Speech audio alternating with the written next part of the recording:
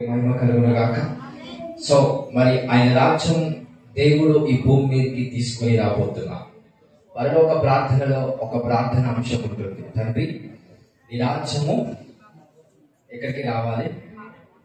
మన భూమి మీదకి ఆయన రాజ్యము వచ్చును గాక అని ఎప్పుడు మనం ప్రార్థన చేస్తూ ఉన్నాం.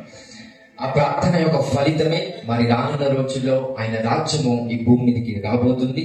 ఆ రాజ్యంలో మనం రాజ్య పరిపాలకులుగా, రాజ్యాన్ని ఏలే వ్యక్తులుగా మనం ఉండాలి అని అంటే ఆయన రాకడలో మనం సిద్ధపరచబడి, ఆయన రాకడలో సంఘం ఎత్తబడే సంఘముగా, ఎత్తబడే విశ్వాసులుగా మనమందరం ఉండాలని పరిశుద్ధాత్మ దేవుడు తెలియపరుస్తున్నాడు. హల్లెలూయా. సో వాక్య భాగంలోకి వెళ్దాం. చాలా జాగ్రత్తగా వినండి. లోతైన విషయాలు మీకు తెలియపరచాలని మనం సిద్ధంగా ఉన్నాను కనుక ఎవరు కూడా మనస్సు మీ ఇంటి మీద, మీ యొక్క పని మీద దయచేసి పెట్టుకోకండి. మీ మనస్సు ఇక్కడనే ఉండాలని నేను మనవి చేస్తున్నా. ఎందుకంటే అన్ని శరీరాలన్నీ ఇక్కడనే ఉన్నాయి, కానీ శరీరంతో పాటు మనస్సు కూడా మరి ఆయన సన్నిధిలోనే ఉండాలని నేను ఆశపడుతున్నాను. హల్లెలూయా. మత్తయి సువార్త 25వ అధ్యాయం దయచేసి వద్దాం. మత్తయి సువార్త 25వ అధ్యాయం. మత్తయి సువార్త 25వ అధ్యాయం 1 నుంచి మనం చదువుదాం. దానిని బట్టి పరిశుద్ధాత్మ దేవుడు తెలియపరిచే ప్రతి వాక్యాన్ని ముందుకు తీసుకొని వెళ్దాం. చదవండి. పెళ్లి కుమారుని ఎదుర్కొనుటకు బయలుదేరిన 10 మంది కన్యకలను పోలి ఉన్నది. వీరిలో 5 బుద్ధి లేని వారు, 5 బుద్ధి గల వారు. Thank you. సో ఇక్కడ ఆలోచిస్తే ప్రతి యేసు ప్రభు చెప్పిన ప్రతి వాక్కు, ప్రతి వాక్యం చాలా ప్రశస్తమైన. ప్రతి చిన్న వర్డ్ లో 1 గంట సేపు దాని గురించి వాక్య భావాన్ని పరిశుద్ధాత్మ దేవుడు తెలియపరచగలుగుతారు. ఇక్కడ చూస్తే పరలోక రాజ్యం తమ దివిటిలో పట్టుకొని పెళ్లి కుమారుడు అంటే యేసుక్రీస్తు ప్రభు వారు 2000 సంవత్సరాల క్రితం ఈ భూమి మీదకి ఒక గొర్రె పిల్ల వలె వచ్చారు. మనందరికీ తెలుసు, ఆ గొర్రె పిల్ల అయిన యేసుక్రీస్తు ప్రభుని మనం అందరం నమ్మాం. ఆ నమ్మకం చొప్పున మనకి రక్షణ కలిగింది. మన ఆత్మ నరకానికి వెళ్లకుండా ఆయన రాజ్యంలో చేర్చబడేలాగా ఆ రక్షణ అనేది ఆయన మీద ఉన్న విశ్వాసాన్ని బట్టి మనకి ఇవ్వబడింది. కానీ ఇప్పుడు మరలా ఈ భూమి మీదకి తిరిగి రాబోతున్న గొర్రె పిల్ల వలె కాదు, ఒక యూదా గోత్రము సింహము వలె ఆయన మరలా ఈ భూమి మీదకి రాబోతున్నారు. కానీ ఈ భూమి మీదకి రాక మునుపు ఒక చిన్న ఈవెంట్ మరి ఈ యొక్క లోకంలో జరగబోతుంది. దాన్ని ఏమంటారంటే రహస్య రాకడ అని అంటాం. రెండో రాకడ వేరు, రహస్య రాకడ వేరు. రహస్య రాకడ అంటే రాప్చర్. దాన్ని ఏమనంటామంటే సంఘం ఎత్తబడుట అని అంటాం. సంఘము ఎప్పుడైతే ఎత్తబడుతుందో శ్రమ కాలాలు మొదలవడం మనం చూస్తూ ఉంటాం. ఎందుకంటే వాక్యంలో ఎలాగ ఉందో అలాగనే మరి పరిశుద్ధాత్మ దేవుడు మీకు తెలియపరుస్తున్నాడు కనుక దాన్ని బట్టి ఎలా సిద్ధముగా మనం యాక్చువల్ గా సిద్ధంగా ఉన్నామా లేమా అనేది మీకు వివరం ఇస్తాను. ఇక్కడ చూస్తే పెళ్లి కుమారుని ఎదుర్కొన్నట్టుకు బయలుదేరిన 10 మంది కన్యకలను పోలి ఉన్నది. కన్యకలు, ఈ వర్డ్ నేను మీకు తెలియపరుస్తాను. కన్యకలు అంటే పరిశుద్ధులు. ఇక్కడ 10 మంది కన్యకల గురించి చర్చిస్తున్నారు. 10 మంది కన్యకలు సూచిస్తుంది దేనికంటే పరిశుద్ధులు. వీరు ఎవరు? క్రైస్తవులు, యేసుక్రీస్తుని నమ్మిన పరిశుద్ధులు ఈ 10 మంది కన్యకలు. అందరికి అర్థమైంది కదా? ఈ 10 మంది కన్యకలు ఎవరు అంటే యేసుక్రీస్తుని నమ్మిన వాళ్ళు, యేసు ప్రభు మీద విశ్వాసం ఉంచి పరిశుద్ధంగా బ్రతికేవారు. ఎలా బ్రతుకుతున్నారంటే వీరు పరిశుద్ధంగా, పవిత్రతతో యేసుక్రీస్తు నామంలో వీరు జీవిస్తున్నారంట. వీరంతా 10 మంది కన్యకలు. కన్యక అంటే పరిశుద్ధత కలిగిన స్త్రీ. సో ఈ క్రైస్తవులు, ఈ 10 మంది క్రైస్తవులు పరిశుద్ధముగా వాళ్ళ జీవనం అనేది ఆత్మీయంగా ముందుకెళ్తుంది. కానీ ఆ 10 మంది కన్యకలలో మళ్ళా యేసు ప్రభువు డివైడ్ చేశారు. ఆ 10 మంది పరిశుద్ధమైన ప్రజలలో నుంచి మళ్ళీ డివైడ్ చేశారు. ఆ డివైడ్ చేసేటప్పుడు ఏమని సెలవిస్తున్నాడంటే వీరిలో 5 బుద్ధి లేని వారు, 5 బుద్ధి గలవారు. The wise virgins వైజ్లెస్ వర్జిన్స్ అంటే జ్ఞానము కలిగిన 5 మంది స్త్రీలు ఉన్నారు, జ్ఞానము లేని 5 మంది స్త్రీలు ఉన్నారు.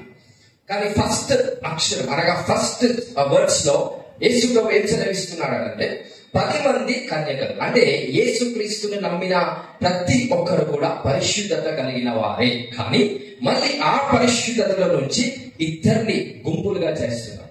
ఒక గుంపు బుద్ధి గల కన్యకలు, ఇంకో గుంపు బుద్ధి లేని కన్యకలు. హల్లెలూయా. మరి మనం బుద్ధి గల కన్యకలుగా ఉండాలా, బుద్ధి లేని కన్యకలుగా ఉండాలా, అది మనం ఆలోచించాలి. ఇక్కడ ఫస్ట్ ఆఫ్ ఆల్ పరిశుద్ధత అనేది ఎలాగ వస్తుందంటే యేసుక్రీస్తు మీద మనం విశ్వాసం ఉంచి నేను చేసే క్రియల పైన నా క్రియల పైన నమ్మకం పెట్టకుండా యేసు ప్రభు నా కోసం చేసిన క్రియల పైన విశ్వాసం పెట్టినప్పుడు ఆయన పరిశుద్ధత అనేది మనలోనికి వస్తుంది. ఎప్పుడైతే ఆయన పరిశుద్ధత మనలోనికి వస్తుందో ఆ పరిశుద్ధతను బట్టి మన శరీరం, మన ప్రాణ, ఆత్మ, మన మనస్సు ఈ లోకంలో పనిచేస్తూ వస్తారు. కాబట్టి మనం నమ్మాల్సింది మన క్రియలను కాదు, మనం నమ్మాల్సింది, మన విశ్వాసం పెట్టాల్సింది ఎవరి క్రియల మీద పెట్టాలా? యేసు ప్రభు నీ కోసం, నా కోసం సిలువలో చేసిన త్యాగం, మరణం నుంచి ఆయన పునరుత్థానానికి వెళ్ళిన ఆ క్రియ, దానిని ఎవరైతే నమ్ముతున్నారో వారికి ఆ పరిశుద్ధత అనే ఆ శక్తి వారికి ఇవ్వబడతారంట. సో క్రైస్తవులు అందరూ పరిశుద్ధులే, కానీ ఆ పరిశుద్ధతలో మరి 2 గుంపులుగా చేశారు. ఒకరు బుద్ధి గల కన్యకలు, ఒకరు బుద్ధి లేని కన్యకలు. చూద్దాం 3వ వచనం చూస్తే, బుద్ధి లేని వారు తమ దివిటీలు పట్టుకొని తమతో కూడా నూనె తీసుకొని పోలేదు. బుద్ధి లేని కన్యకలు ఉన్నారు. ఈ బుద్ధి లేని కన్యకలు వాళ్ళ దివిటిలో నూనె ఉంది, కానీ ఎక్స్ట్రా ఆయిల్ అంటే తమతో కూడా కొద్ది నూనె ఎక్స్ట్రాగా వాళ్ళు తీసుకొని పోలేదు. ఏంటంటే వాళ్ళ దివిటీలు మాత్రము వెలుగుతూ ఉన్నాయి. ఇది ఒకటి. 4వ వచనం చూస్తే, బుద్ధి గల వారు తమ దివిటీలతో కూడా సిద్ధలలో నూనె తీసుకొని పోయారు. ఇప్పుడు బుద్ధి గల వారికి, బుద్ధి లేని వారికి ఇక్కడ మనకి వ్యత్యాసం ఉంది. బుద్ధి గల వారు ఏం చేస్తున్నారంట, వాళ్ళ దివిటీలు అంటే మనం చీకట్లో వెళ్తున్నప్పుడు ల్యాంప్ అంటాం, ఆ దివిటీలు తీసుకొని పోతుంటూ ఆ దివిటీలతో పాటు సిద్ధలలో నూనెను కొంచెం ఎక్స్ట్రాగా పెట్టుకున్నారంట. చెప్పలేదు ఎక్కువ దూరమైనా లేకపోతే ఆలస్యము, ఆ పెళ్లి కుమారుడు ఒకవేళ ఆలస్యం చేసినా కూడా మనకేముంది, ఎక్స్ట్రాగా ఒక నూనె సిద్ధలలో దాచిపెట్టుకున్నారు. బుద్ధి లేని వాళ్ళు ఏం చేస్తున్నారంట, వాళ్ళ ఒక దివిటీలలో మాత్రమే వెలుగుతున్నాయి, ఎక్స్ట్రాగా వాళ్ళ ఆయిల్ తీసుకోలేదు. హల్లెలూయా. అయితే ఇక్కడ వచ్చిన చూస్తే 5th వర్స్ చూస్తే, పెళ్లి కుమారుడు ఆలస్యం, పెళ్లి కుమారుడు ఆలస్యము చేయగా వారందరూ కొనికి నిద్రించుచుండిరి. రైట్. పెళ్లి కుమారుడు ఆలస్యం చేసినప్పుడు వాళ్ళందరూ నిద్రిస్తున్నారు. ఎవరు నిద్రిస్తున్నారు? బుద్ధి లేని కన్యకల, బుద్ధి గల కన్యకల, అందరూ నిద్రిస్తున్నారు. హల్లెలూయా. వాక్యం సెలవిస్తుంది మెల్కొని ప్రార్థించాలి అని. బట్ ఇక్కడ అందరు ఏం చేస్తున్నారు? నిద్రిస్తున్నారు. బికాస్ సిద్ధపడే సమయం అయిపోయింది. ఏ సమయం అయిపోయింది? సిద్ధపడే సమయం అయిపోయింది. ఆయన రాకడ కోసము సిద్ధపరచబడాల్సిన సమయము ఇంకా లేదు.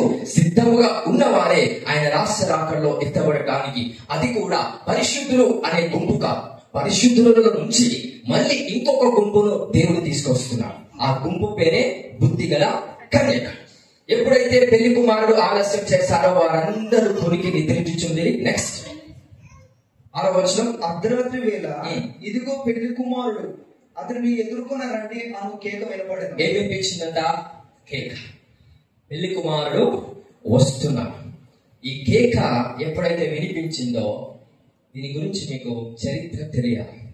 ఎందుకంటే యేసుక్రీస్తు ప్రభువారు ఏది చేసినా కూడా యూదుల ఆచారాలను బట్టి, యూదుల యొక్క సాంప్రదాయాన్ని బట్టి, యూదుల యొక్క ఆ ధర్మశాస్త్రాన్ని బట్టి యేసుక్రీస్తు ప్రభువారు ఉంటారు. అయితే ఇక్కడ మనం అర్థం చేసుకోవాల్సిన విషయం ఏంటంటే, యూదులు 7 రకాల పండుగలు చేస్తూ ఉంటారు. ఆ 7 రకాల పండుగలలో మరి 4 పండుగలు అయిపోయాయి. యేసుక్రీస్తు ప్రభువారు ఆ 4 పండుగలను నెరవేర్చారు.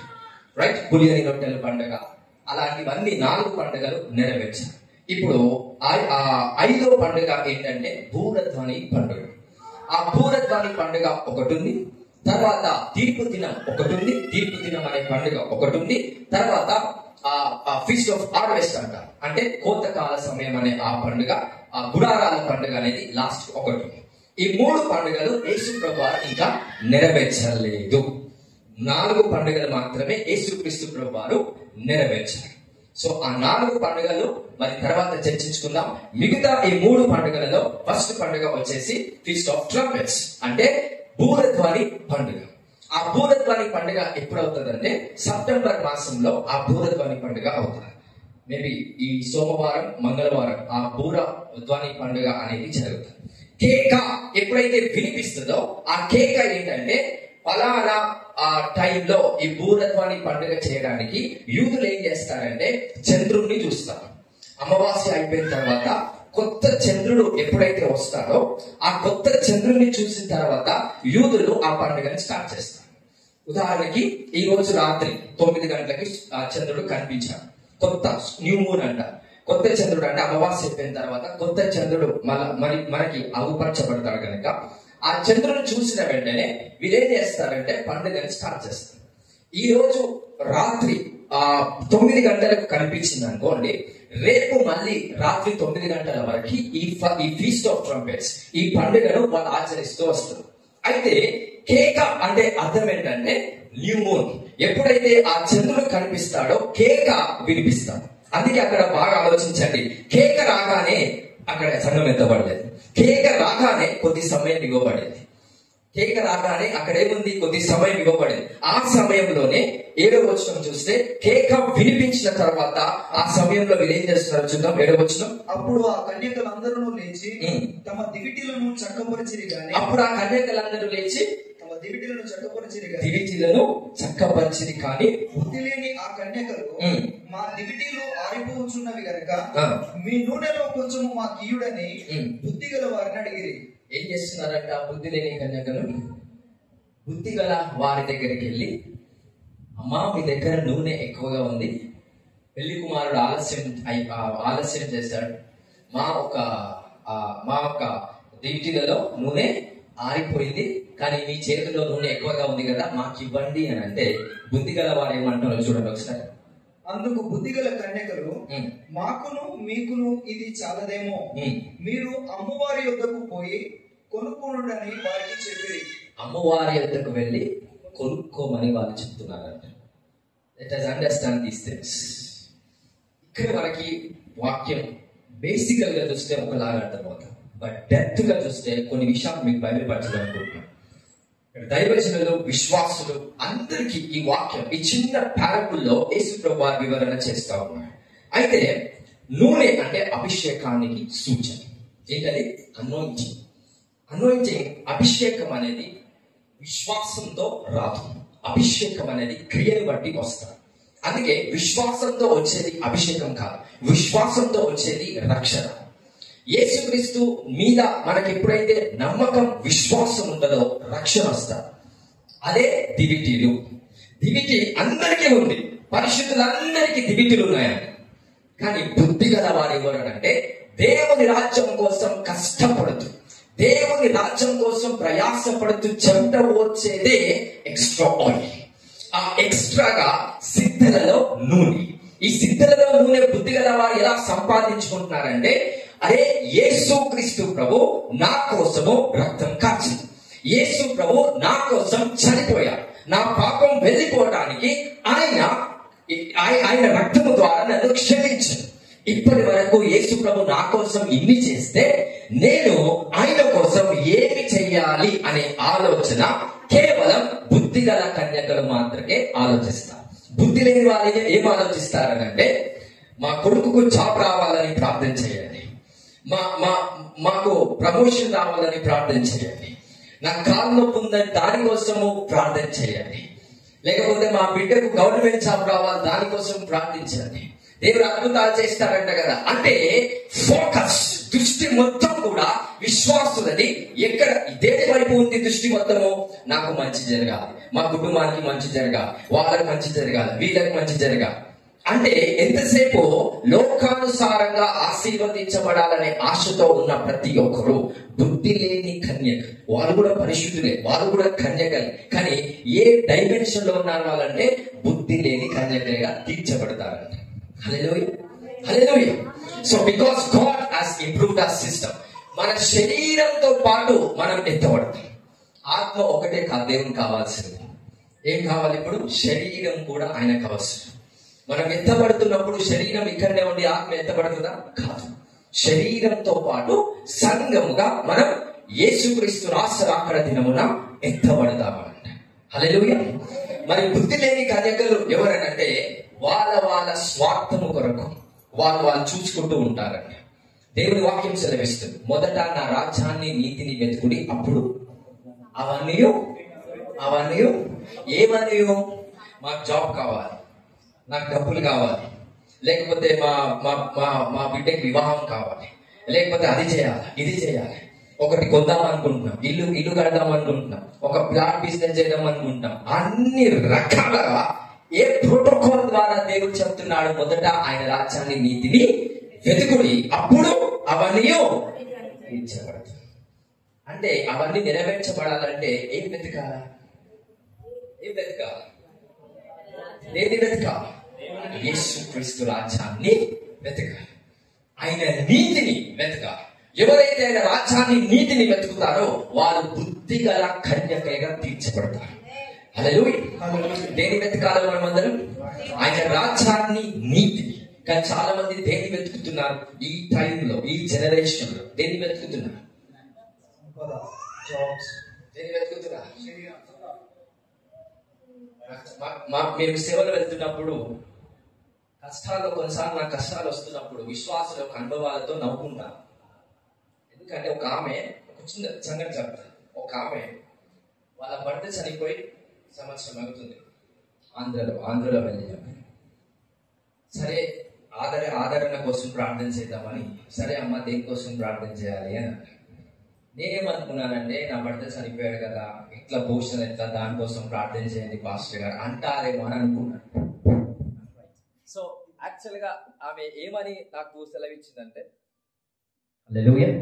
సో తను ఏమని నాకు చెప్పిందనంటే, అయ్యగారు ఒక విషయంలో ప్రార్థన చేయాలన్నారు. చెప్పండి అమ్మా దేనికోసం అని అంటే, నా జుట్టు తగ్గింది, నా భర్త చనిపోయినప్పటి నుండి నా జుట్టు పెరగాలని ప్రార్థన చేయాలి. చెప్పండి అంటే దీనికోసం ప్రార్థన చేద్దామా? చేస్తే దేవునికి మహిమ వస్తుందా? అంటే ఎలా తయారయ్యారంటే, ఒక్కరు కాదు, ఏ ప్రాంతానికి వెళ్ళినా ఖచ్చితంగా నాకు కనిపిస్తారు అట్లాంటి వాళ్ళు. ఒక ఆమె అంటది రకరకాల విషయాలు చెప్తూ ఉంటే ఇంకా మనకి చాలా నవ్వు వస్తూ ఉంటుంది. అన్ని విషయాల్లో అంటే ప్రజలంతా దేనిపైన దృష్టి పెడుతున్నారు? శరీర సంబంధమైన వాటి మీద దృష్టి పెడుతున్నా. ఈ రోజు నువ్వు నేను ఎవరికి దేనిపైన దృష్టి పెడతాం? ఆత్మానుసారమైన క్రియల మీద దృష్టి పెడతాం. బుద్ధి గల వారు ఎవరు అంటే దేవుని రాజ్యం కోసం కష్టపడేవారు, దేవుని రాజ్యం కోసం స్వార్థం లేకుండా ప్రయాసపడి ఆయన రాజ్యాన్ని కట్టే ప్రతి ఒక్కరు కూడా బుద్ధి గల కన్యకల గుంపులో చేర్చబడతారు. అయితే ఇక్కడ జాగ్రత్తమైన, ఇక్కడ వీళ్ళు ఏం చేస్తున్నారంటే, బుద్ధి గల వారి యొద్దకు బుద్ధి లేని వారు వచ్చి, అమ్మా మాకు కూడా నూనె ఉంది కదా మీ చేతిలో, మాకు కూడా ఇస్తే ఆ నూనె ద్వారా మేము దీపాన్ని మరి చేసుకొని మేము కూడా ఆ పెళ్లి కుమారుని ఎదుర్కొంటాము అని అంటే, అక్కడున్న బుద్ధి గల వారు ఏమంటున్నారు? మా దగ్గర నూనె ఉంది, కానీ ఒకవేళ మీకు ఇస్తే మీకును మాకును సరిపోదు, కాబట్టి మీరేం చేయాలి? మీరు వెళ్ళి అమ్ము వారి యొద్దకు వెళ్ళి కొనుక్కోమంటున్నారు. ఎవరి యొద్దకు వెళ్ళి కొనుక్కోవాలి? అమ్ము వారి యొద్దకు వెళ్ళి కొనుక్కోవాలి. అమ్మే వారు ఉన్నారా? లేరు. ఉన్నారు. చెప్తాం, దానికోసం కూడా చెప్తాం. అనేక ప్రాంతాల్లో వెళ్ళినప్పుడు ప్రార్థన చేయించుకోవడానికి వస్తే 10,000 ఉంటే నీకోసం ప్రార్థన చేస్తాను. ఎన్ని వేలు ఉంటే? 10,000 ఉంటే నీకోసం ఏం చేస్తారంట? ప్రార్థన చేస్తారు. అంటే ఏం చేస్తున్నారు? వాళ్ళ తన వరాన్ని, తన ప్రార్థన శక్తిని ఏం చేస్తున్నారు? అమ్ముకుంటున్నారు. హల్లెలూయా. విశ్వాసులు ప్రేమతో ఇచ్చేది వేరుంటారు, కానీ దైవజనులు కావచ్చు, విశ్వాసులు కావచ్చు, ఒక ప్రాంతానికి వెళ్ళి విరోధం తక్కువ కావాలంటే నేను ప్రార్థిస్తాను, కానీ ₹1,00,000 ఇస్తే నేను నీ కోసం ప్రార్థిస్తాను. కొంతమంది ఉన్నారు, మేము కొన్ని వీధులలో తిరిగి రక్షణ గురించి చెప్తున్నప్పుడు ఒక ఆయన అడిగాడు, సార్ మరి నేను బాప్తిజం తీసుకోవాలనుకుంటున్నాను, ఎన్ని సంవత్సరాలు అయి దేవుని తెలుసుకున్నంటే 4-5 సంవత్సరాలు అవుతున్నాను, ఇంకెందుకు బాప్తిజం ఎందుకు ఆలస్యం అయింది అని అంటే ఆయన ఒక మాట అన్నాడు, బాప్తిజం తీసుకోవడానికి 10,000 అడుగుతుంది సార్ సార్ గారు, నా దగ్గర లేవు అంటే 10,000 లేవా అనే ఆశ్చర్యం ఎందుకు అని అంటే తన జీతం 15,000 కాబట్టి 15,000 జీతం కలిగిన వాడు 10,000 ఇవ్వడానికి చాలా కష్టపడుతుంటాడు.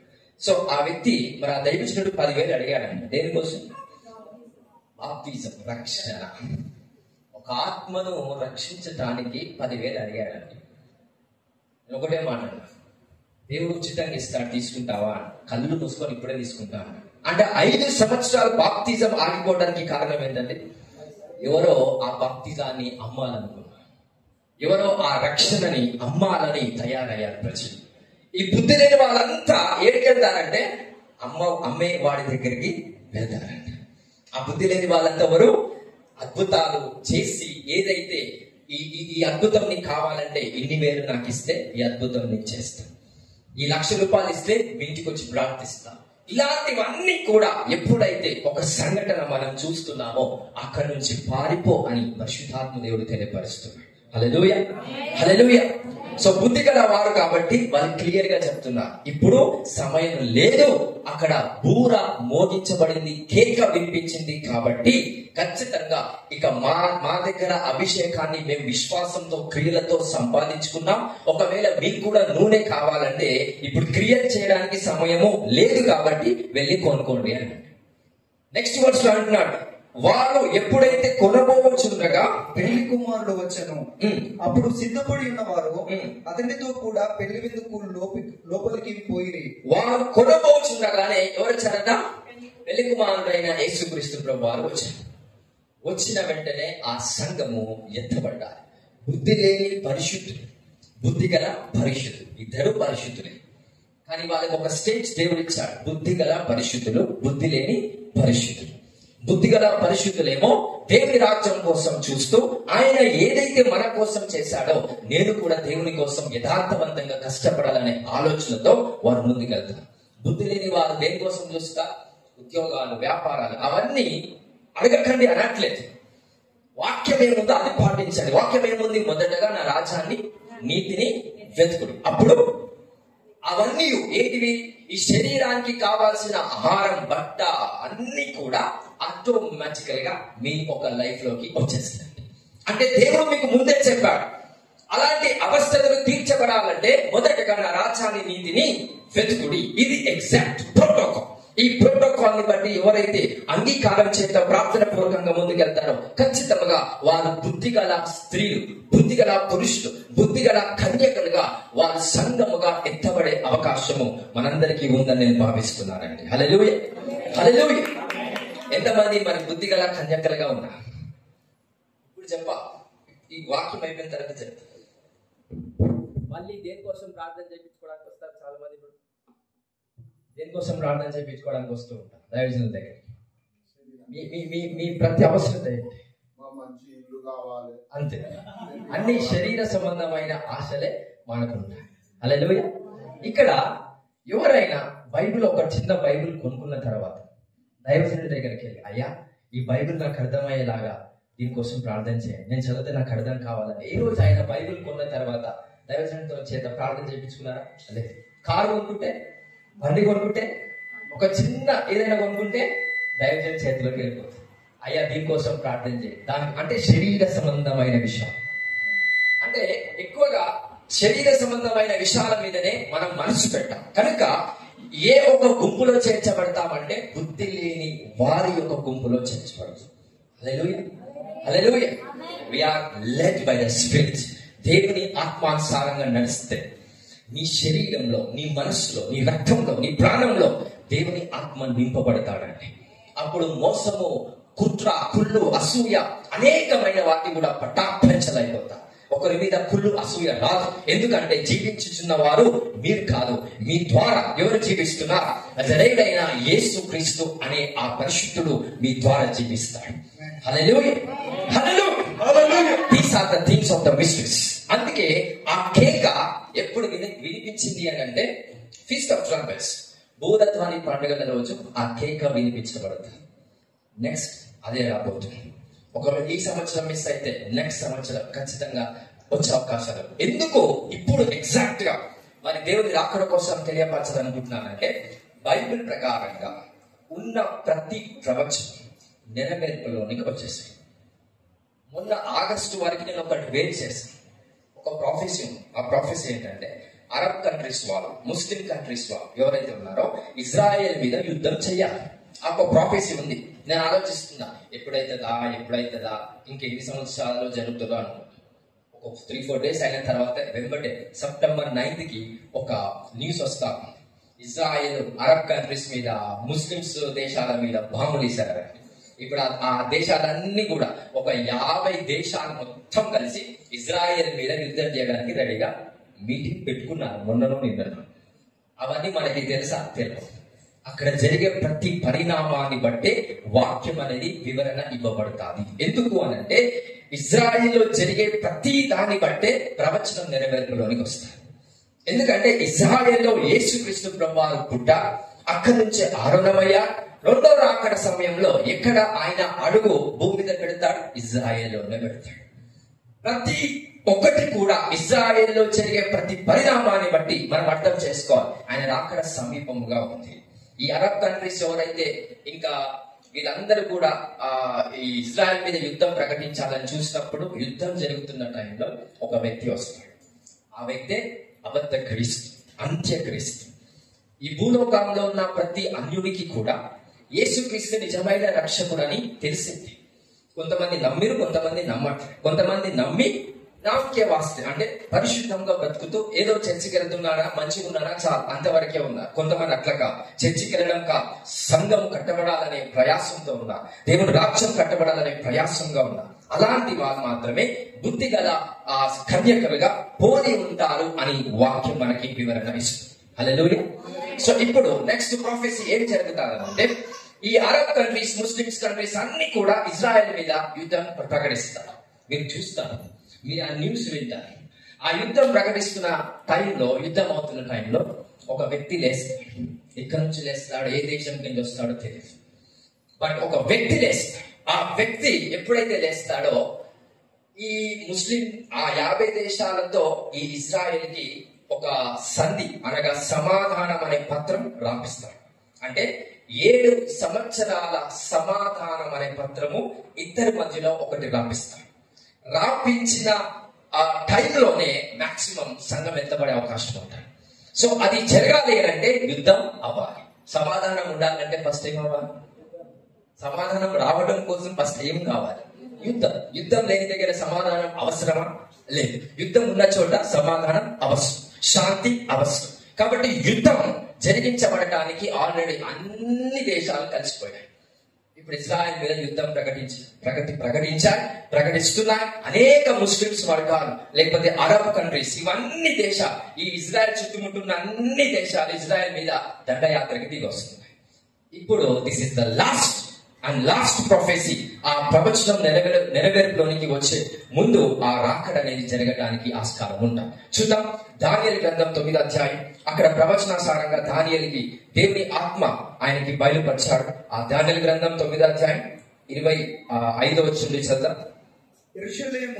యెరూషలేమును మరలా కట్టించవచ్చునని ఆజ్ఞ బయలుదేరిన సమయం మొదలుకొని అభిషక్తుడకు అధిపతి వచ్చే వరకు 7 వారములు పట్టునని స్పష్టంగా గ్రహించుము. 62 వారములు తొందరగల సమయముల యందు పట్టణపు రాచ వీధులను కందకములను మరలా కట్టబడును. ఆ 62 వారములు జరిగిన పిమ్మట ఏమీ లేకుండా అభిషక్తుడు నిర్మూలము చేయబడును. అది అయిపోయింది, ప్రొఫెసీ నెరవేర్చబడింది. అభిషక్తుడు చనిపోతాడు. ఎవరు?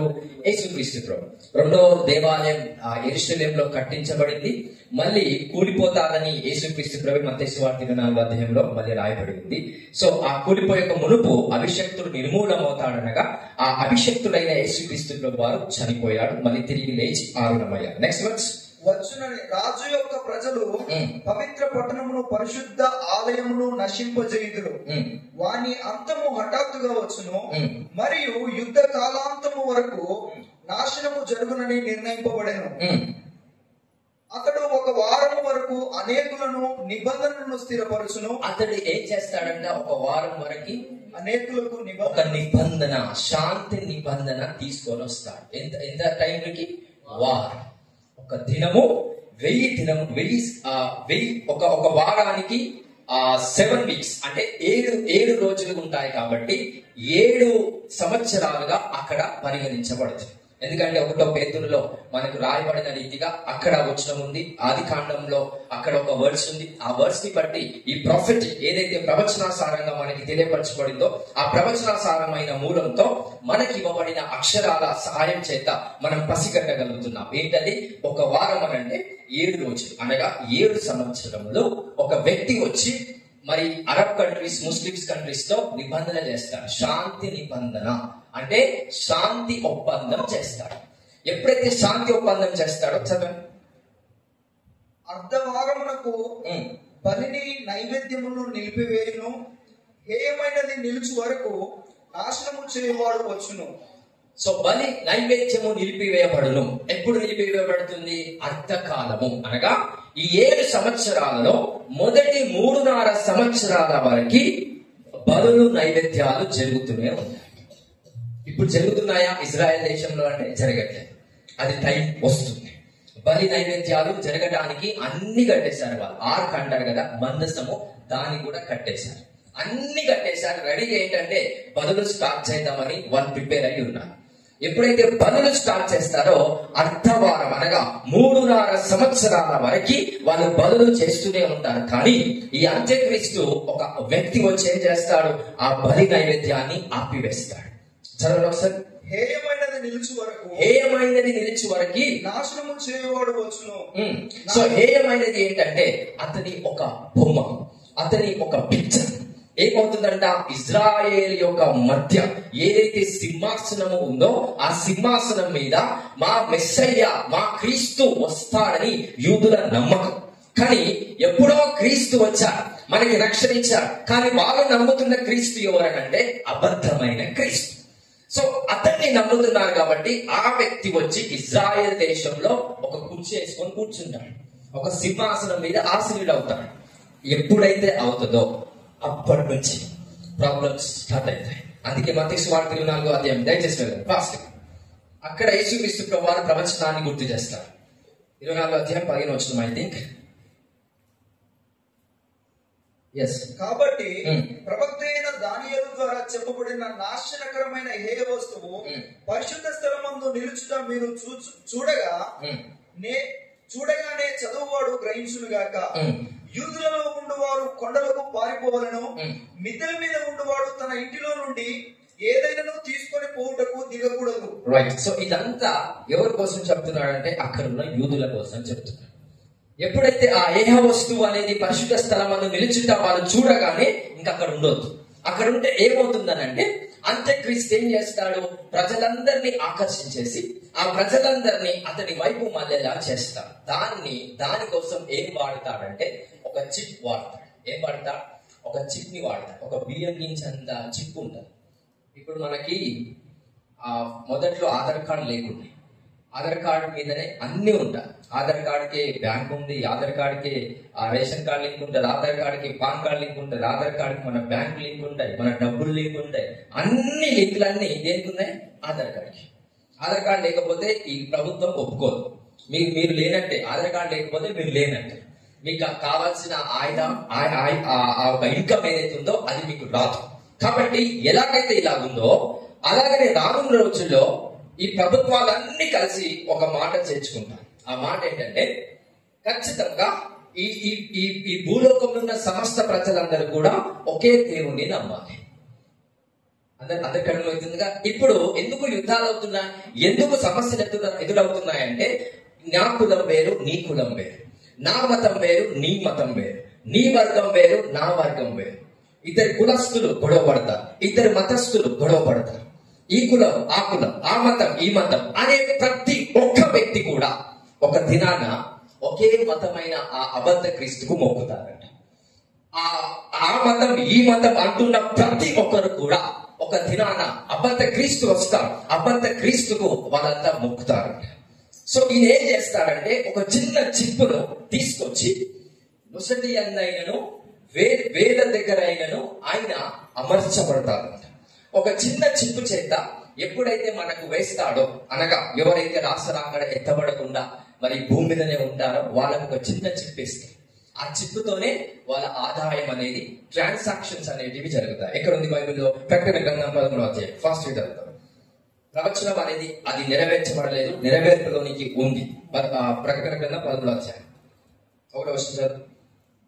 మరియు 10 కొమ్ములను 7 తలలు గల ఒక క్రూర మృగము సముద్రంలో నుండి పైకి వచ్చుట చూచితిని. దాని కొమ్ముల మీద 10 కిరీటములను, దాని తలల మీద దేవ దూషణకరమైన పేర్లను ఉండెను. రైట్, అది డెప్త్ అవసరం లేదు. 15th వర్స్ నుంచి చదువు. మరియు ఆ మృగం యొక్క ప్రతిమ మాట్లాడునట్లును, ఆ మృగం యొక్క ప్రతిమ ఏం చేస్తుందంట? మాట్లాడుతుంది. ఆ ప్రతిమ అంటే అర్థం ఏంటి? ఒక బొమ్మ మాట్లాడడం ఏంటి అనేది ఒక ఆలోచన అందరికీ రావచ్చు. దాన్నే రోబోట్ అంటారు, రోబోట్స్ అంటారు. సో ఏం తయారు చేస్తారంటే, ఈ అంత్యక్రీస్తు ఎవరైతే వస్తాడో వాని బొమ్మ ఎగ్జాక్ట్ గా అన్ని దేశాలలో పెద్ద పెద్ద కడతారనమాట. ఆ బొమ్మను మాట్లాడేలాగా డిజైన్ చేస్తారు. దాన్నే ఆర్టిఫిషియల్ ఇంటెలిజెన్స్ అంటారు. ఇవన్నీ ఎలా తెలుసుకోవచ్చు అంటే, దాని గురించి మినిమం నాలెడ్జ్ అనేది మనందరికీ ఉండాలి. సో చదువుకున్న ప్రతి ఒక్కరికి కూడా దాని గురించి తెలుసుకోరు. ఎందుకంటే నేను చేసే వ్యాపారమే అంటే ఆర్టిఫిషియల్ ఇంటెలిజెన్స్ లో నేను కొన్ని సంవత్సరాల నుండి నేను పని చేస్తున్నాను. కాబట్టి అది ఎలా తయారైతుంది, ఎట్లా ఉంటే, ఏ ప్రాంప్ట్స్ తో ఎట్లా ఉంటది అనేది ఎవ్రీథింగ్ మాక్సిమం నాకున్న నాలెడ్జ్ ని బట్టి నేను చెప్పగలుగుతాను. సో అలాగా దాన్ని, ఆ టెక్నాలజీని వాడుకొని సైన్స్ ఏం చేస్తుందంటే, ఒక బొమ్మని తయారు చేసి ఆ బొమ్మ మాట్లాడేలాగా చేస్తారు. ఆ బొమ్మని మాట్లాడేలాగా చేస్తారు. దాన్నే రోబోట్ అంటారు మన భాషలో.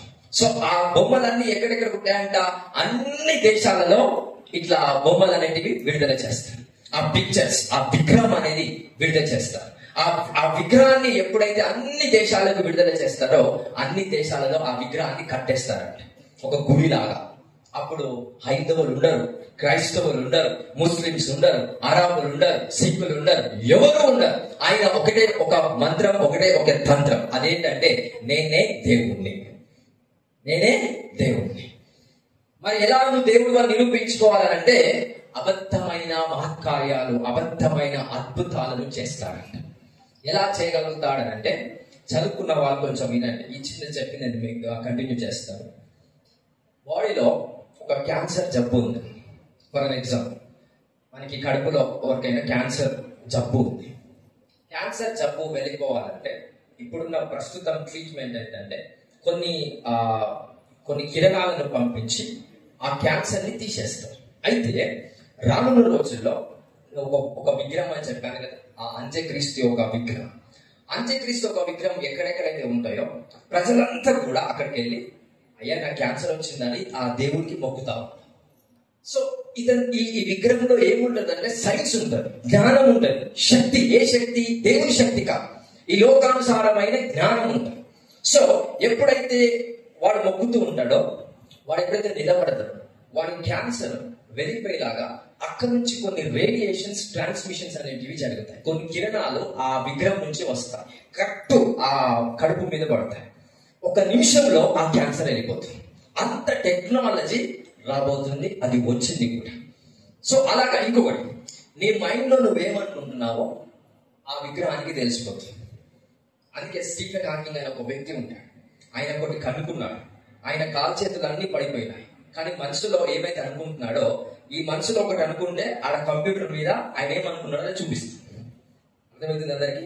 అంటే ఇలా కాలు చేతులు అన్ని పడిపోయినాయి కాబట్టి, మాట్లాడలేడు కాబట్టి, ఏది కూడా మెదపలేడు కాబట్టి, అతడు ఏదైతే ఆలోచిస్తున్నాడో ఆ ఆలోచన ఎగ్జాక్ట్ గా ఆ కంప్యూటర్ మీద పడుతుంది. అట్లాగా ఈ భూమి మీద ఉన్న ప్రతి ఒక్కరి ఆలోచన ఎవరికి తెలుస్తుందంటే, అబద్ధమైన క్రీస్తుకు తెలిసిపోతుంది. ఎందుకు తెలిసిపోతుంది? వాళ్ళలో ఏముండడం వల్ల, ఒక చిప్, బియ్యం గింజంత ఒక చిప్ ఎప్పుడైతే వాళ్ళు వేసుకుంటారో, వాళ్ళందరి మనుషుల యొక్క ప్రతి థాట్, ప్రతి నిర్ణయము, ప్రతి ఆలోచన ఎవరికి తెలిసిపోతుంది? ఆ అబద్ధమైన క్రీస్తుకు తెలిసిపోతుంది. అప్పుడు లోకాన్ని ఎవరు వెళ్తారు? ఇంకా ఆ 7 సంవత్సరాలు ఎవరు వెళ్తారు? అబద్ధమైన క్రీస్తు, అంత్యక్రీస్తుకి ఆ అధికారం అనేది దేవుడే ఇస్తాడంట. నెక్స్ట్ చూద్దాం ఏమేమి ఉన్నాయి. అదే 13వ అధ్యాయంలో కంటిన్యూ చేయండి వర్స్. ఆ మృగము యొక్క ప్రతిమకు నమస్కారము చేయని వారిని హతము చేయునట్లును ఆ మృగము యొక్క ప్రతిమకు ఆనందించుటకై దానికి అధికారం ఇవ్వబడెను. కాగా కొద్దివారు గాని గొప్పవారు గాని ధనికులు గాని దరిద్రులు గాని స్వతంత్రులు గాని దాసులు గాని అందరూ తమ కుడి చేతి మీదనైనను తమ నొసటి అంతైనను ముద్ర వేయించుకున్నట్లును ఆ ముద్ర అనగా ఆ మృగము పేరైనను దాని పేరిట సంఖ్య అయినను గలవాడు తప్ప క్రయ విక్రయములు చేయుటకును మరి ఎవరికి అధికారము లేకుండానట్లు అది వారిని బలవంతము చేయించున్నది. క్రయ విక్రయములు అని అంటే నేను 10 రూపాయలు ఇస్తే నేను పాల ప్యాకెట్ కొనుక్కుంటాను, కానీ అప్పుడు 10 రూపాయలు ఉండవు. ఏముంటది? చిప్పే ఉంటుంది. ఏముంటది? ఒక బియ్యం గింజ అంత చిప్ నీ శరీరంలోకి ఎక్కిస్తారు. షాపింగ్ లోకి వెళ్ళిన తర్వాత ఆ స్కాన్ చేస్తే నీకేం కావాలో అది ఇస్తారు. అది లేకపోతే ఉండదు. ఎందుకు ఇవన్నీ చేస్తారంటే, ఇప్పుడు దేశాలు ఎందుకు కొట్లాడుతున్నాయంటే డబ్బు. నా డాలర్ ఎక్కువ కావాలని అమెరికా అంటారు, భారతదేశంలో నా ఇండియన్ రూపీ కావాలని వాళ్ళంటారు, ఇంకొక దేశం నా యూరో ఎక్కువ కావాలని వాళ్ళ వీడొచ్చి ఏం చేస్తాడంటే, ఎవ్వరు బాధపడకండి, నేను ఒక ఉపాయం ఇస్తా.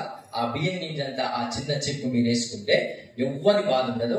ఆ చిప్ తోనే స్కాన్ చేస్తే మీకు షాపింగ్ కానీ ఎవ్రీథింగ్ బియ్యం రావాలన్నా దాని మీద బేస్ అయ్యే బియ్యం వస్తాయి. ఇప్పుడు అక్కడున్న ప్రజలు వేసుకోవాలి, ఖచ్చితంగా బలవంతం చేస్తాడు. కానీ దేవుడు ఒక ఆజ్ఞ ఇస్తాడు, అది వేసుకోవద్దు. అది వేసుకుంటే ఏమైతుందంటే నీ ఆలోచన, నీ రక్తము, నీ ప్రతిబింబము ఎవ్రీథింగ్ వాని కంట్రోల్లోకి వెళ్ళిపోతాయి. అందుకే ఇప్పుడు దాకా చెప్పాను కదా, నువ్వు ఏం ఆలోచిస్తున్నావో కూడా ఎవరికి తెలుస్తుంది? అంత్యక్రీస్తుకి తెలుస్తుంది. ఎప్పుడు? ఆ చిప్ వేసుకున్న తర్వాత. కానీ ఎప్పుడైతే ఆ చిప్ వేసుకోను అంటావో ఏం చేస్తాడంట? వాడు హతం చేస్తాడంట. ఏం చేస్తాడంట? చంపేస్తాడంట.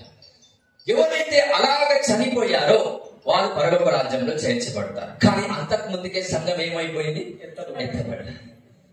మరి ఈ 2 ఆప్షన్లు ఉన్నాయి. ఒక ఆప్షన్, ఇప్పుడు సిద్ధపడి ఈ శరీర సంబంధమైన కార్యాల మీద నా మనసు పెట్టను, ఆత్మ సంబంధమైన రాజ్యాన్ని కట్టి ఆత్మ సంబంధమైన వాటి మీద మనసు పెట్టి దానికోసమే నా ఏడుపు, దానికోసమే నా కన్నీరు, దానికోసమే నా కష్టం అని అనుకుంటూ సిద్ధపరచబడితే ఆయన రాష్ట్రాలలో ఎత్తబడదు.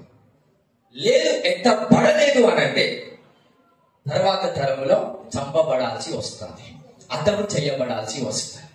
ఎందుకంటే దేవుడి వాక్యం అలాగా శ్రద్ధ కలిగి పరిశుద్ధాత్మ దేవుడు మనందరికీ ఆ విధంగా మీకు తెలియపరుస్తూ ఉన్నాడు. హల్లెలూయా. ఎలా సిద్ధపరచబడాలనే ఆ చిన్న మీకు మెసేజ్, మీకు వివరణ ఇస్తా. బట్ దానికి ముందు ఫీస్ట్ ఆఫ్ ట్రంపెట్స్ 5వ పండుగ అయిన మరి భూరధ్వని పండుగ ఏదైతే ఉందో అది రానున్న రోజుల్లో రాబోతుంది. ఈ సెప్టెంబర్ మాసంలో నెక్స్ట్ వారంలో ఆ పండుగ ఉంది. అందుకే చాలా మంది అంటారు నెక్స్ట్ వారంలో రావచ్చు, రాకపోవచ్చు. మేబీ ఈ నెక్స్ట్ వారంలో రాలేదనుకో, ఒక సంవత్సరం పాటు మనం ఆయన రాకడ కోసం ఎదురు చూస్తూ ఉంటాం. ఎందుకంటే ఏ సమయం ఎలా వస్తుందో తెలియదని ఆయనని తెలియపరిచారు. కానీ ఒక విషయం, ఆయన రాకడ దొంగ వలె రావడానికి మనము చీకటి వారము కాదు. మనం ఎవరమంట? పగటి వారమంట. మనం వెలుగులో ఉన్నాము కాబట్టి ఆయన రహస్య రాకడ ఏ దినములలో వస్తుందో ప్రవచనాసారంగా ఆయన తెలియపరిచారు. ఒక విషయాన్ని నేను మీకు ఎగ్జాక్ట్ గా తెలియపరుస్తా. కొంచెం ఎడ్యుకేట్ అయిన వాళ్ళు రాసుకోండి. నేను ఫాస్ట్ గా మీకు కొన్ని ఇన్స్ట్రక్షన్స్ చెప్తాను. తద్వారా మీకు ఆ జ్ఞానం ఉంటే మీకు చాలా మంచిది. పక్క వారికి చెప్పొచ్చు, ప్రజలను కూడా రాకడికి సిద్ధపరచడానికి మీకు అవకాశం ఉంది. మత్తయి సువార్త 24వ అధ్యాయం. First come first. మత్తయి సువార్త 24వ అధ్యాయం. అక్కడ వచనంలో 1-2 వచనాలలో ఆయన ఏం తెలియపరుస్తున్నాడంటే, యెరూషలేము 2వ మందిరం ఉంది కదా, అది కూలిపోతాదని ప్రవచనం ఇచ్చాడు. అది ఎప్పుడు కూలిపోయిందంటే యేసు ప్రభు ఆరోహణమైన తర్వాత 70వ సంవత్సరానికి అది కూలిపోయింది. ఎప్పుడు? 70వ సంవత్సరం. యేసు ప్రభు చనిపోయి తిరిగి లేచి మరి ఆరోహణమైన తర్వాత 70వ సంవత్సరానికి ఆ 2వ మందిరం కూలిపోయింది.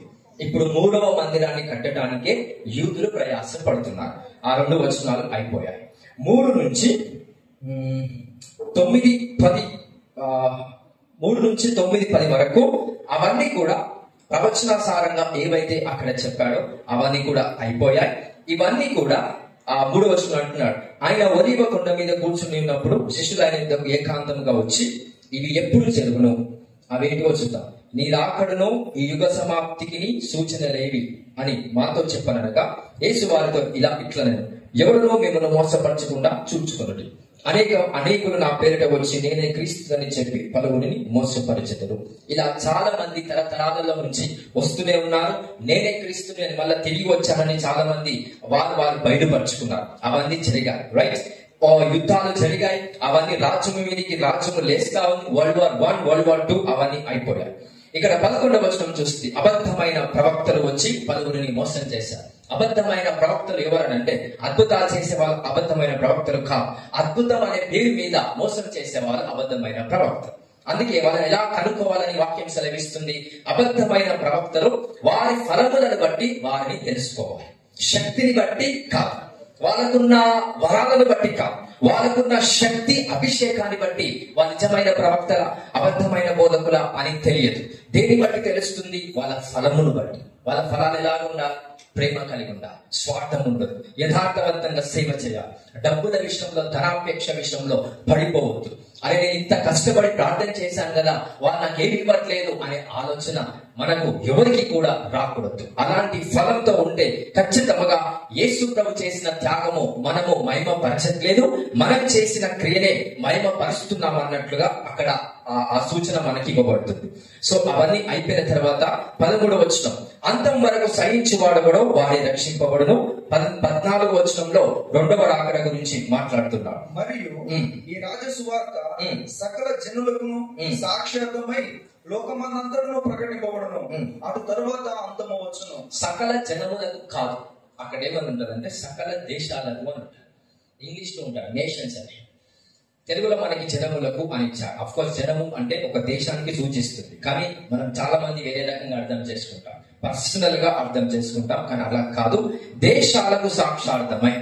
ఇప్పుడు ఏ దేశానికి సువార్త తెలియచారు?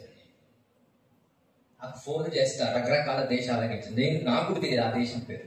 మీరు ఏ దేశంకి నుంచి కాల్ చేస్తున్నారంటే ఫలానా దేశం, సముద్రం పక్కన కొద్దిగా ఒక మన హైదరాబాద్ ఉంటుంది ఆ ల్యాండ్, ఆ దేశం ఫోన్ కాల్ చేస్తుంది. మీ దేశం పేరు వాళ్ళు చెప్పిన తర్వాత నేను మళ్ళీ ఫోన్ కట్ చేసి గూగుల్లో చూసుకుంటా ఈ దేశం ఎక్కడ ఉందా అంటే. అలాంటి దేశాలు కూడా ఉన్నాయి. నాకు తెలియదు, చదువుకున్న వ్యక్తిగా నాకు కూడా తెలియని దేశాలు ఇంకా చాలా ఉన్నాయి. అలాంటి దేశాలకి కూడా సువార్త వెళ్ళిపోయింది, సువార్త ప్రకటించబడింది. నెక్స్ట్, కాబట్టి ప్రవక్త అయిన దానియేలు ద్వారా చెప్పబడిన ఈ 15వ వచనం నుండి 28వ వచనం వరకు రాప్చర్ అంటే సంఘం ఎత్తబడిన తర్వాత జరిగే పరిణామాలని. ఓకే, తర్వాత చదువుకోండి, టైం లేదు కాబట్టి. 15వ వచనం నుండి 28వ వచనాల వరకు రాప్చర్ అనగా సంఘం ఎత్తబడిన తర్వాత ఆ దినములు ఎలా ఉంటాయనేది అక్కడ మనకి సూచిస్తుంది. నెక్స్ట్ 29వ వచనంలో 29వ వచనం నుండి 31వ వచనం వరకేమో 2వ రాకడికి సూచిస్తుంది. రైట్, 15వ వచనం నుంచి 28 వచనాలేమో సంఘం ఎత్తబడిన తర్వాత చెప్తున్నాడు. 29వ వచనం నుంచి 31వ వచనం వరకు 2వ రాకడికి సూచిస్తుంది.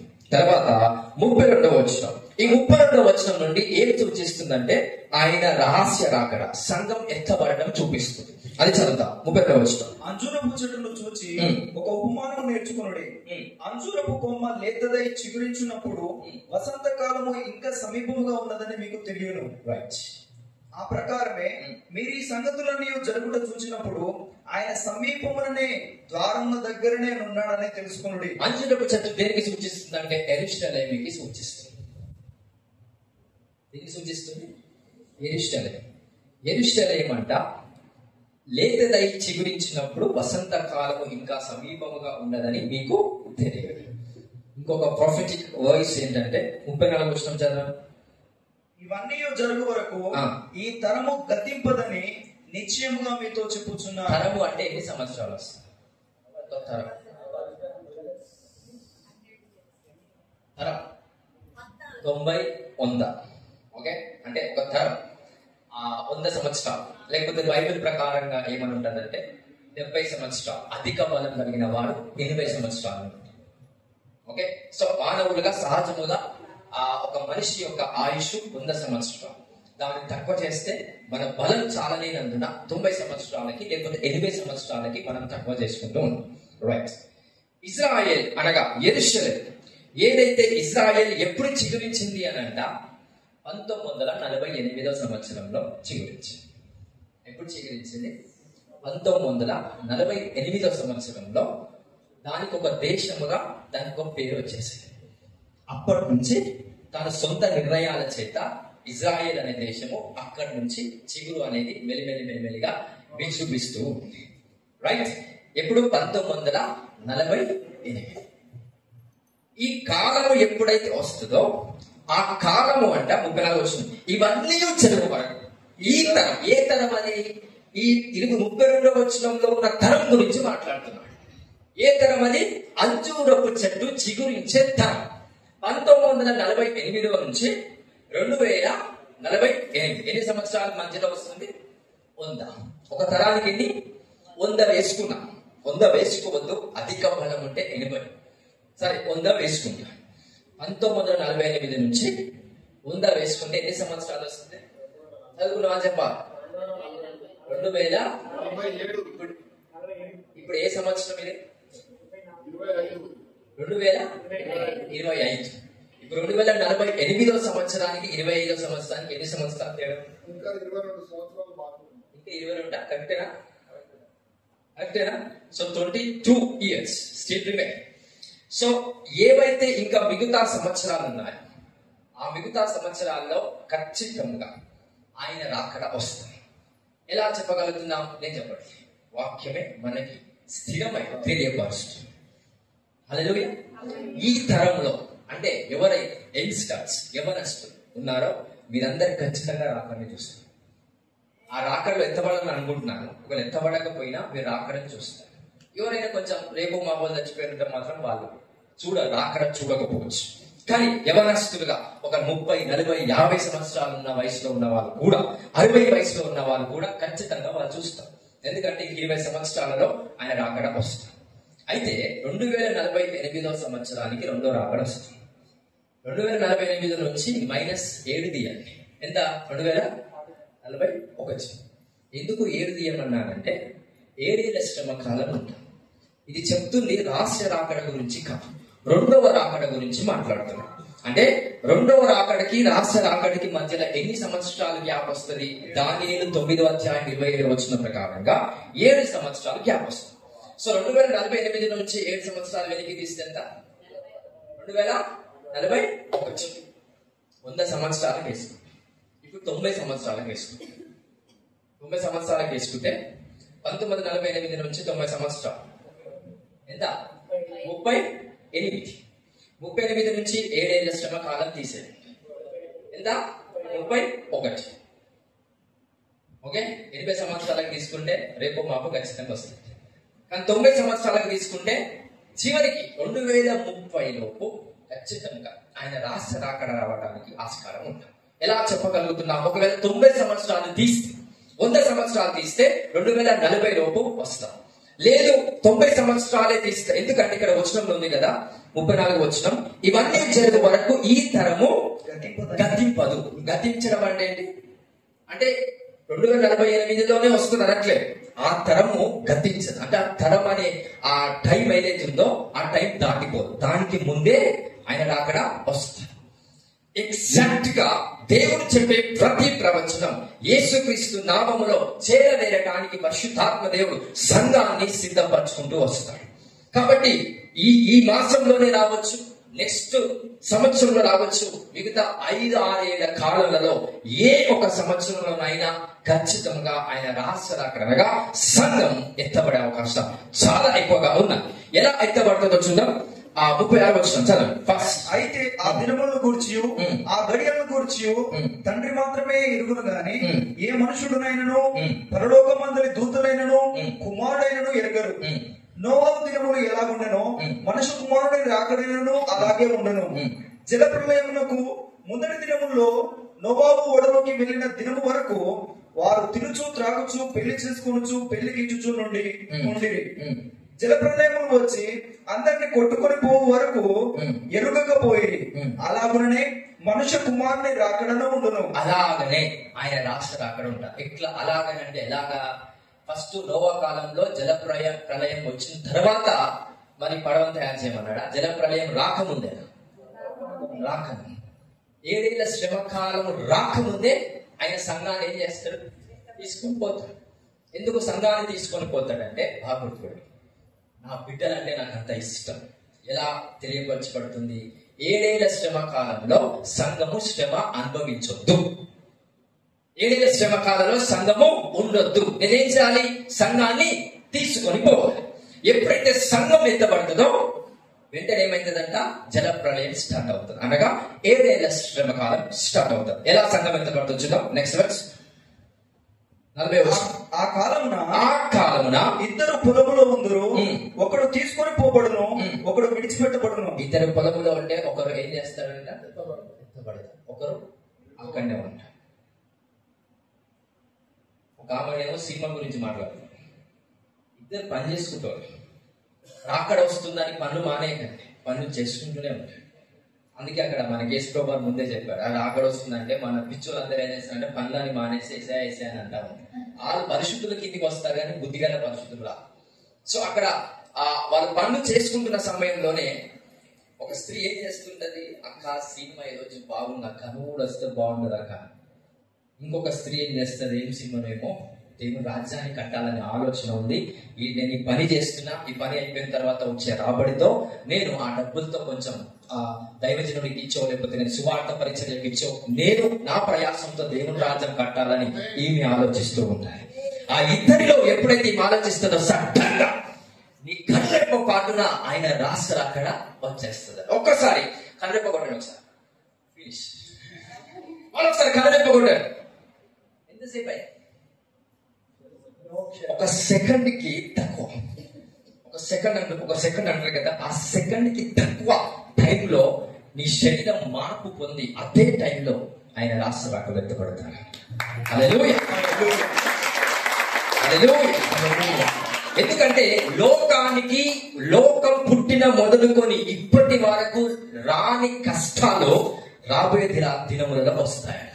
అదే 24 గ్రంథంలో ఉంది.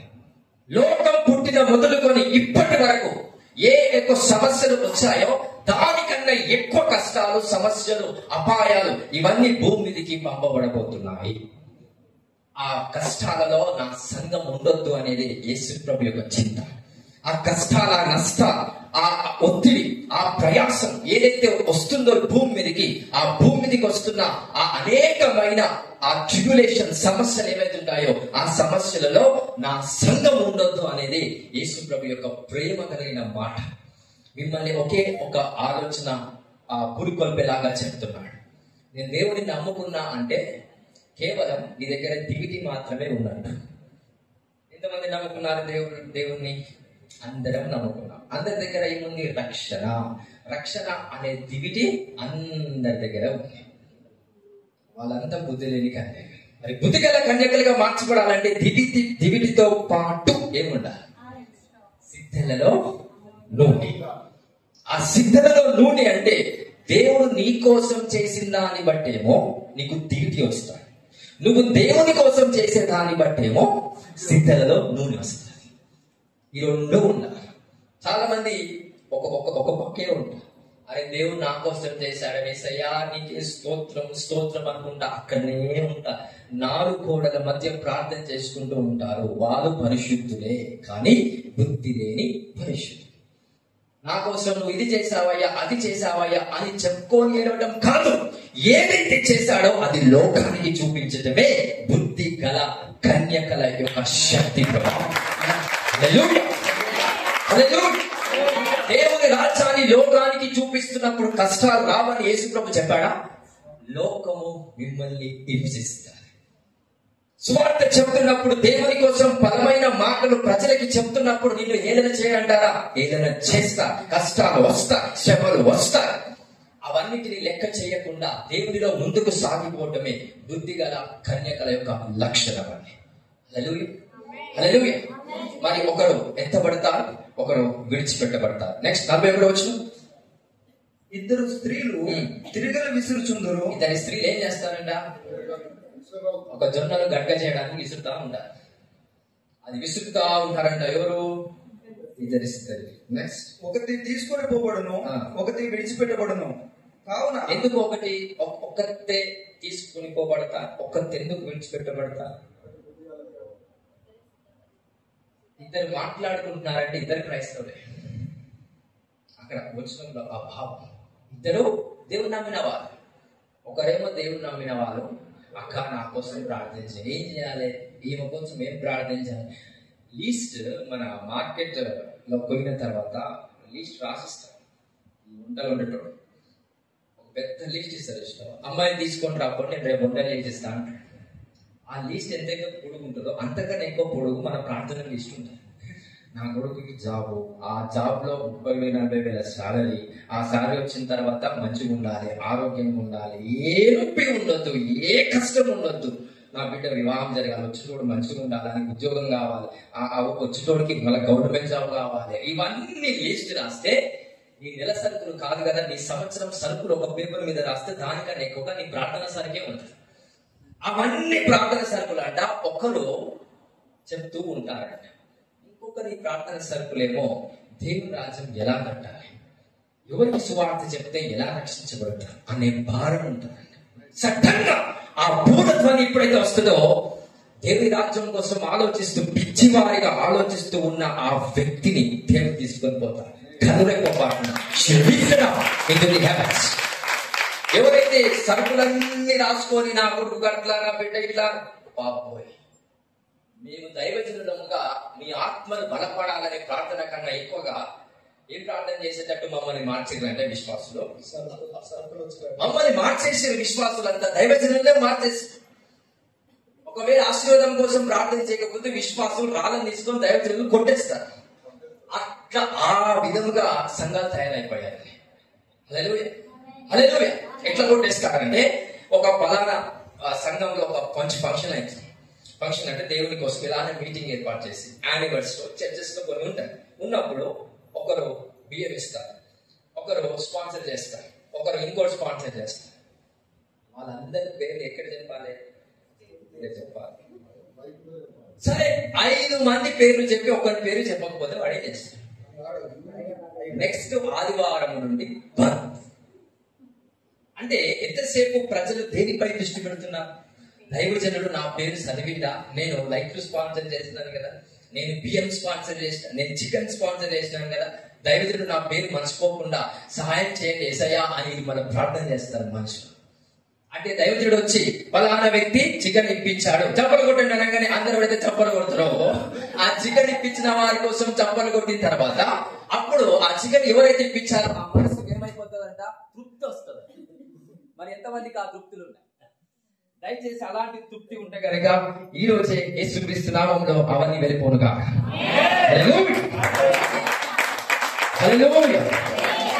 ఒక చిన్న విషయం చెప్పనా, సీక్రెట్ చెప్తా. ఆ దేవుడు సమస్తాన్ని మాటతో సృష్టిస్తే మానవుని ఎలా సృష్టించాడంట? మాట చెప్పలే, చేతులతో సృష్టించాడు. ఎందుకంటే మాట సెలవిస్తే ఎక్కడ పరిమితి అయిపోతాడే మనిషి అని మాట పలకలేదు. సముద్రాన్ని సృష్టించాడు ఎలాగా? మాటతో. సముద్రం ఎంత ఉంటది? ఎంత ఉండాలో సముద్రం పరిమితి అయి ఉంటుంది. భూమి పరిమితి అయి ఉంటుంది. సూర్యుడు ఒక పరిమితి ఉన్నాడు, చంద్రుడు ఒక పరిమితి ఉన్నాడు, నక్షత్రాలు ఒక పరిమితి ఉన్నాడు. పరిమితి లేనివాడు ఎవరండి? ఎవరు? అంటే దేవుడు ఎందుకు పరిమితి లేకుండా సృష్టించాడు? ఎలా సృష్టించాడు? మాట విడుదల కాకుండా